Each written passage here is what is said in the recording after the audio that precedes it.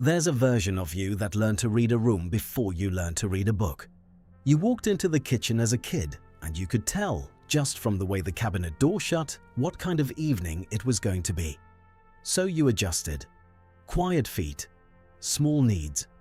You became the one nobody had to worry about. And somewhere in there, you decided that being no trouble was the same as being loved. It wasn't, but you didn't know that yet. People still describe you the same way.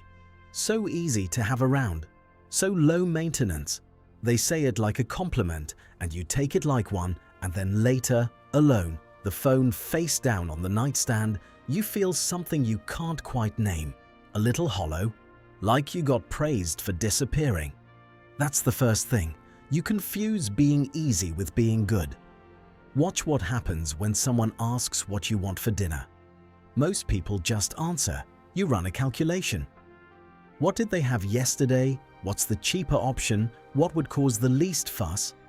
And by the time you finish the math, you've talked yourself into. Honestly, I don't mind, whatever's easier. You say it so fast it sounds true. It isn't that you have no preference.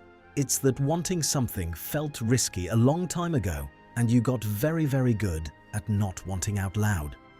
Researchers who study how kids divide up roles in tense households kept noticing this exact child. Not the one acting out, the other one. The one who got quieter as the house got louder, who seemed to need nothing, who the adults secretly relied on without ever saying thank you. And what surprised them was how invisible that child stayed in the records, because a kid who isn't a problem doesn't get noticed, doesn't get checked on, doesn't get asked how they're doing. The easy child slips right through. You slipped right through, and here's the part that costs you now, years later. You still don't know how to be a problem. You'll sit in physical discomfort rather than ask someone to move their bag. You'll let a wrong order arrive and just eat it. There's a second sign hiding under the first one, and it's this: your gratitude runs a little too hot. Someone does the bare minimum for you and you feel like you owe them. Genuinely owe them. Because somewhere you absorbed the idea that care is a transaction and you're always slightly in debt. So you overthank. You apologize for things that aren't yours. You feel guilty resting. Think about the last time someone cancelled plans on you. You felt relieved. That little exhale, finally an evening I don't have to perform in. And then, right behind the relief, a small worry crept in about whether they were okay, whether you'd done something, whether the friendship was fine. The relief and the worry showed up holding hands. That's not normal calm. That's the nervous system of someone who learned early that other people's moods were their job. That job started somewhere. It's worth sitting with for a minute, even if it's not comfortable. Somewhere back there, you figured out that the family had a limited amount of attention, and someone was already using most of it. Maybe a sibling who needed more. A parent who was stretched thin, or struggling, or just gone a lot. The supply was low, so you made yourself cheap to maintain. You learned that the way to keep your spot was to take up less of it, and a kid who does that doesn't get rewarded with closeness. They get rewarded with being forgotten in the best possible way. Left alone, unbothered, safe but unseen. That trade kept you steady when you were small. It just never came with an expiration date. So you carried it out the front door and into everything else. That's the third sign. You're suspicious of being chosen. When someone picks you, wants you specifically, makes you the priority, a part of you flinches and waits for the catch. Compliments slide off you. You remember the one criticism from a review and forget the 10 good lines. Not because you're insecure exactly, because being central was never the deal. Your whole template was built around the edges of the room. And the fourth one is quieter, almost physical. You don't actually know what you feel until much later. Someone says something cutting at 2 p.m. and you're fine, you handle it, you move on.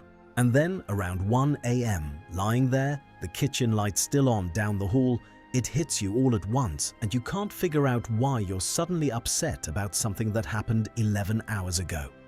There's a name for that lag.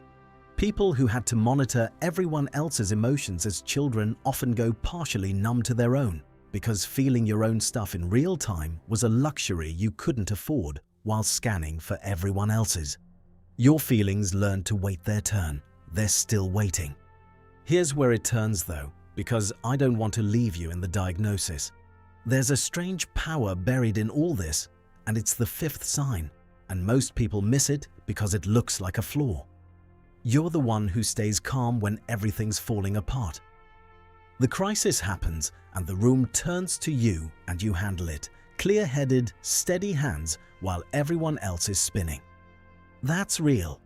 That came from somewhere ugly, sure, but it's still yours now and it's not nothing. The catch is you only know how to be the calm one. You've never let yourself be the one falling apart who gets caught. You've been the catcher your whole life. You wouldn't even know how to land. Think about who you call when your day collapses. Anyone? Or do you sit with it, draft the text, delete the text, decide not to bother them? The voice note you record and never send. The "you up" you type at midnight and erase. You've got 100 people who'd say you're so strong and not one you've actually let see you weak. And the loneliest part isn't that no one's there. It's that you built the wall yourself, brick by brick, and called it being independent. Which brings us to the last one, the sixth, and it's the heaviest because it's the one running underneath all the others. You're exhausted in a way sleep doesn't fix. Not tired? The other thing. The kind where you've been performing okay for so long that you've genuinely lost the thread of how you actually are. Someone asks how you're doing and you answer before the question even finishes. Good? Busy? You know how it is? And it's automatic, it's armor, it's a reflex you can't even catch anymore. You've been managing everyone's experience of you for so long that the real you went somewhere quiet and stopped raising its hand. That's the cost the title promised.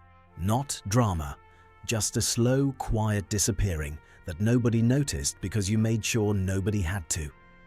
But here's the thing I actually want you to take from this. Being easy was never your personality. It was a skill. A brilliant one, honestly. You read people, you de-escalate, you carry weight without complaint. You make hard rooms softer just by being in them. Those aren't small things. The world runs on people like you and rarely says so. The skill was never the problem.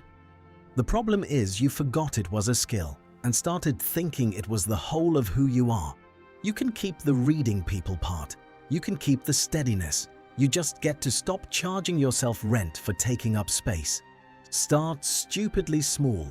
Pick the restaurant. Let someone carry something for you and don't pay it back. Send the voice note.